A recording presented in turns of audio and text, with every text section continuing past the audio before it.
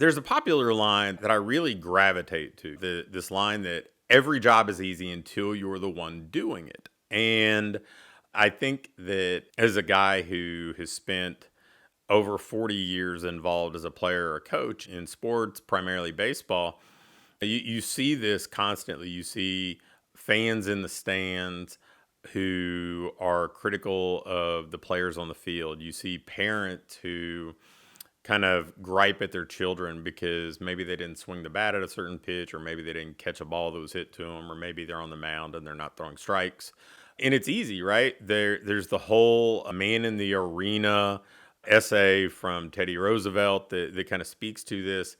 But the truth is, there are so many invisible challenges for the doer that the spectator never sees. They just don't understand. And I don't profess to know nearly as much about football as I do baseball, but I mean, there's so many things going on in a football play, just a singular football play.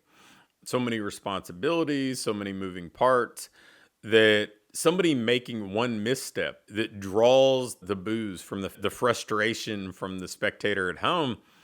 There's so many things that were likely invisible to 90+% of them happening that are influencing how the player on the field operates. I can tell you that as a former baseball player, as a former collegiate baseball coach, and as somebody who's continued to coach at various levels ever since, it's just very different for the person in the arena, for the person doing the actual job. There are plenty of variables that are in play for them. And the reason I wanted to bring this up is because in the business world, we see a lot of people who are either early stage, intermediate stage, maybe they're stuck in business, and they admire certain things about business owners who are seemingly further ahead than them. And those things that they're admiring are, hey, this person maybe has a big social media following, or maybe this person has a nicer, larger gym, or maybe they're well known in and perhaps beyond the industry. Or maybe they're, at least from what I can see from an observer standpoint, they're wealthy. They've done very well for themselves. And that's fine, right? That's fine if that's something that inspires you, if that motivates you. But I also have seen the flip side of this. I remember having an employee in our first training business who had a master's degree in exercise physiology. He was clearly an intelligent guy, and he was kind of bitter when we'd go to events. I mean, I remember going to events like the Ryan Lee Boot Camp and some industry events later on, even like a Perform Better. And he would be kind of cynical about the presenters acting as if, well, I know as much as them. I have as much experience as them. I have the same, and in some cases, more credentials than them. And maybe if somebody's submitting a resume, that's true. But the thing that I would initially try to remind him of, and then later just kind of threw in the towel on it, was that there's plenty of stuff that's invisible to him, right? How many hours did this person put in to get to where they are? How many days, how many trips on planes and staying in hotels did they make to go speak at small little events before they were able to get on a bigger stage? How many programs had they written and made pennies on the dollar to do it? And like, there were so many things that they had done to pay their dues. Just like it's easy to see the person on television making 8 figures a year playing a sport. Well, nobody's been with them in the weight room in the off season. Nobody watched them throughout growing up and saw the countless hours they were doing that instead of doing something else. And when I say nobody, obviously some of the people listening to this get to see some of that development behind the scenes, and they understand what goes into it. But the same thing holds true as a business owner, right? Like, usually the accomplishments that happen they're happening from people who are far from overnight successes. They're people who became overnight successes after putting in 10, 15, 20 years of work.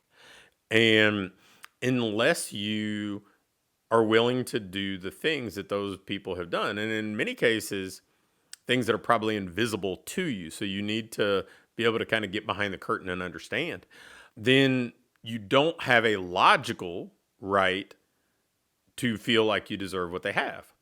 And I see this so often with business owners. I mean, I had the good fortune to spend a couple days with our boardroom group, which is a mastermind group of incredibly high performers, but maybe more impressive to me is they are relentless about consistency and improvement.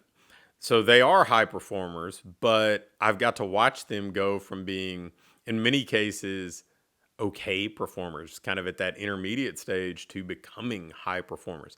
And I got to see the consistency that they had, and the relentlessness and the perseverance that they had when things didn't go well, when they had employee challenges, or when an ad campaign didn't work, or maybe an ad account got shut down, or when they would market a promotion and it flopped, or when they had issues with a landlord and had to move locations or something of the sort.